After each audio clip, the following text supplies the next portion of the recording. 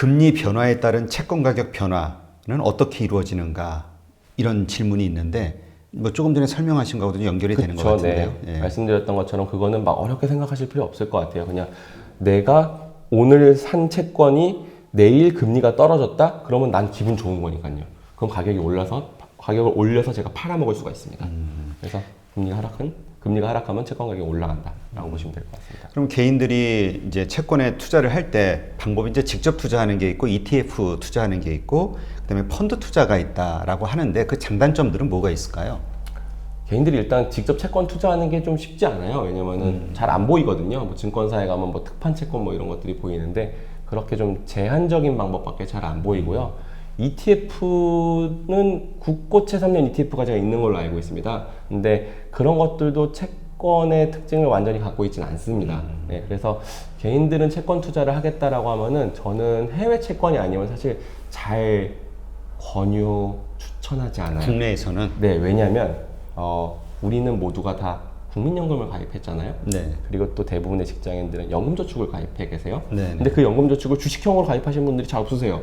그렇죠. 전부 채권형. 네, 이 낮은 금리에 지금 모든 분들은 생각보다 채권 많이 들고 계신 거예요. 국민연금의 절반 이상이 채권으로 운영이 되고 있고 연금저축도 그냥 금리형으로 가입하셨으면 그거 거의 다 채권형 상품에 들어가 있을 거란 말이에요. 근데 국내 채권을 또 산다? 전 그건 아닌 것 같아요. 내가 이미 나의 자산 포트폴리오에 이만큼의 국내 채권을 들고 있는 거나 마찬가지니 채권을 사시고 싶으면 해외 채권에 눈을 돌려서 나의 자산의 안정성을 높이든지 수익률을 높이는 현상을 고민하든지 아니면 주식으로 가셔라. 특히 어리면 어릴수록. 위험 자산에 더 적극적으로 투자해라. 나이가 어리신 분들은. 나이가 많으신 분들은 그럴 필요가 없죠, 당연히. 예. 그러니까 좀 안타깝게 현상에 대해서 이야기하시는 분의 의견을 들어보면은 왜 자꾸 은행에다 안전성을 따져서 은행에다 예금하든가 아니면 채권에다가 자꾸 가려고 하는지 모르겠다라고 하시는 분들이 있더라고요. 네.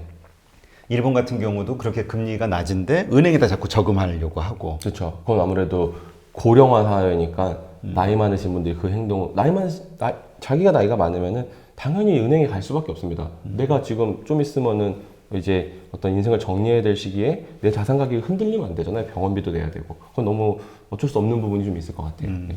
그러니까 우리 같은 경우도 지금 국내 채권, 그러니까 채권에 정말 투자를 하고 싶다면 이미 간접적으로 우리는 이렇게 저렇게 투자가 돼 많이 하고 있으니 네. 해외 채권에 투자하는 거 아니면은 네. 좀 더 위험 자산 쪽으로 하는 게 낫다. 그게 맞지 않을까라는 생각. 해외 채권에 투자한다고 했을 때는 어떤 방법으로 투자할 수 있는 거죠? 지금 우리나라에서 해외 채권에 투자할 수 있는 방법들은 역시 그냥 증권사를 가가지고 지금 뭐 살 수 있는 채권이 있는지 좀 알아보고 지금 뭐 큰 증권사들 같은 경우에는 그런 해외 채권을 직접 살 수 있는 방법들이 꽤 있거든요. 그래서 뭐 브라질 채권 이런 것들은 실제로 개인들이 많이 사기도 했고요. 네.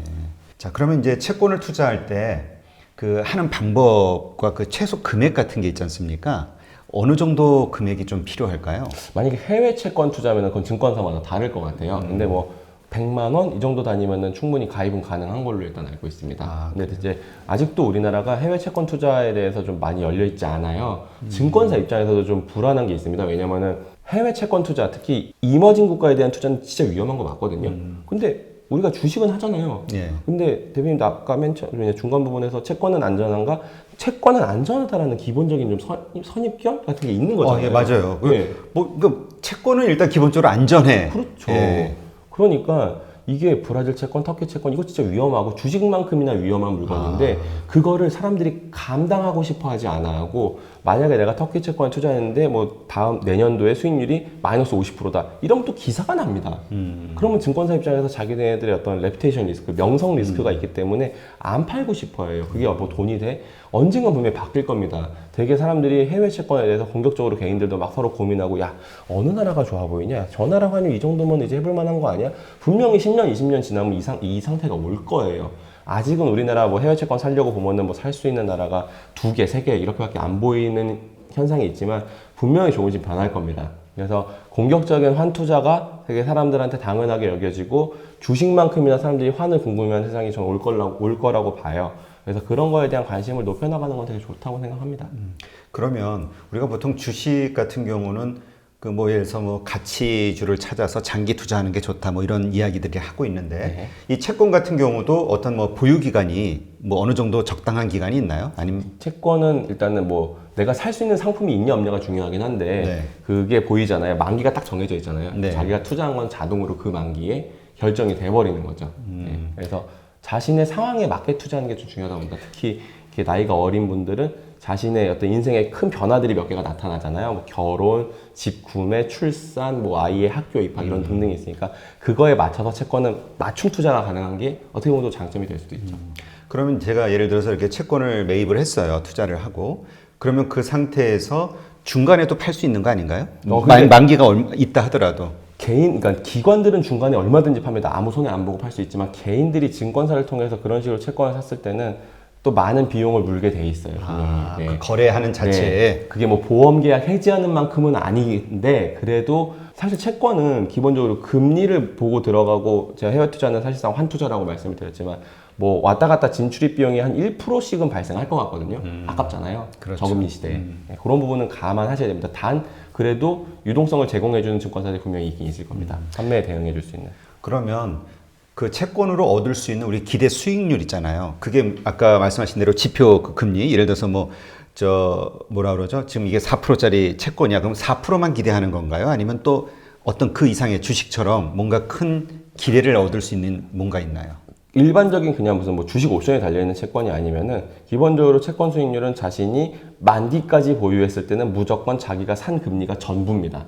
중간에 매매를 만기 전에 하면은 이제 변화가 있을 수 있죠. 아까 말씀드렸던 금리가 내려가면은 채권 가격을 좀 더 높이 팔 수 있고 금리가 떨어지면은 손해를 보고 팔 수 있고 그러나 기본적으로 개인들이 산 채권을 매매를 해서 매매 차익을 남기겠다는 그건 기관의 입장인 거지 개인의 입장은 아닙니다. 그런 개인은 기본적으로 채권 투자할 때는 만기에 맞게 만기. 네, 쭉 간다라고 보는 게 맞을 것 같습니다. 그러면 그 만기에 받을 수 있는 금리가 어느 네. 정도인지 그것이 지금 내가 할 수 있는 어떤 수익보다 좀 높다고 생각되는지 그걸 가지고 그렇죠. 판단해야겠네요. 어차피 사는 시점에 정해져 있잖아요. 저의 그 만기 때 수익은. 예, 그렇죠. 자, 그러면 그 주식 시장이 상승할 때 혹은 하락할 때 어느 시점에 채권에 관심을 갖는 게 유리한가요?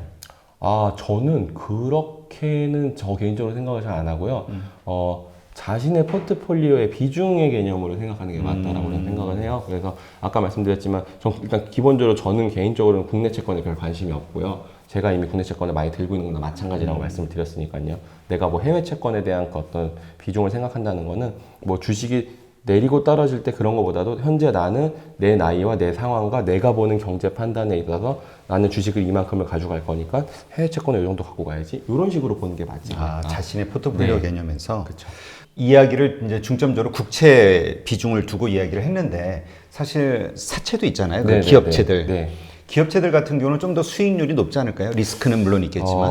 저는 네. 어떻게 말씀을 드리고 싶냐면 그쪽까지는 정말 우리가 누가 봐도 알 수 있는 기업들이 아니면은 개인들의 사채 투자는, 그러니까 회사채 투자는 좀 약간 지양하고 싶습니다. 리스크가 큰가요? 알 수가 없잖아요. 예, 뭐 물론 많은 자료들을 통해서 자기가 보고 뭐 공부를 막 진짜 많이 했으면 모르겠는데 우리나라가 또 워낙 그 회사채 금리가 다른 나라에 비해서 좀 낮은 나라예요. 네. 신용에 대해서 비용을 많이 안 잡아먹는 나라 중에 하나입니다. 그래서 우리나라에서 회사채 투자까지 굳이 할 필요가 있을까? 예, 굳이. 그러니까 내가 어차피 뭐 우리가 들어도 이름을 아는 기업이면은 은행 금리랑 큰 차이도 나지도 않아요. 예. 근데 이름을 모르는 기업이다. 그거는 자기가 고민을 많이 해야 되잖아요. 그렇죠. 예. 그러느니 차라리 해외에 그 나라 국채 투자는 환 리스크만 생각하면 되잖아요. 그 나라 경제는 딴 나라 경제는 공부할 수가 있어요. 자기가 생각을 가져볼 수도 있고. 그렇죠. 근데 한 기업의 리스크는 정말 변수가 많죠. 한계가 있습니다. 네. 그 안에서 무슨 일이 있을지 모르잖아요. 그리고 또 그런 리스크를 감당하고 얻을 수 있는 수익이 또 엄청나면 크지도 모르는데 않아요. 맞아요. 지금 그 이렇게 채권이라는 것이 이제 이렇게 구조가 이루어져 있고 수익을 얻을 수 있는 것이다 이제 말씀을 해주셨는데 이제 마이너스 채권 금리 채권이 있잖아요. 네.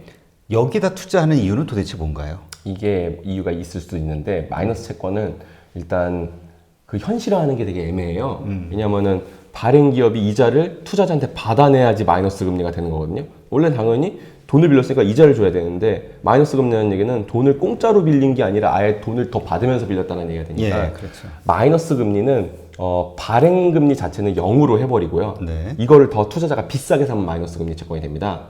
예를 들면 제가 10,000원짜리 채권을 11,000원에 사버리면 마이너스 채권이 되는 거죠. 왜냐면 저는 만기 때 10,000원밖에 못 받을 거를 11,000원에 샀으니까 저희 수익률은 마이너스가 되는 거잖아요. 마이너스 10%가 네, 되는 그 언저리가 되겠죠. 이게 마이너스 채권인데 이걸 도대체 왜 하느냐? 이 제정신이면 이거 할 이유가 없잖아요. 그러니까요. 네. 왜 그럴까요? 이게 하는 이유는 일단 가장 기본적인 이유는 환입니다.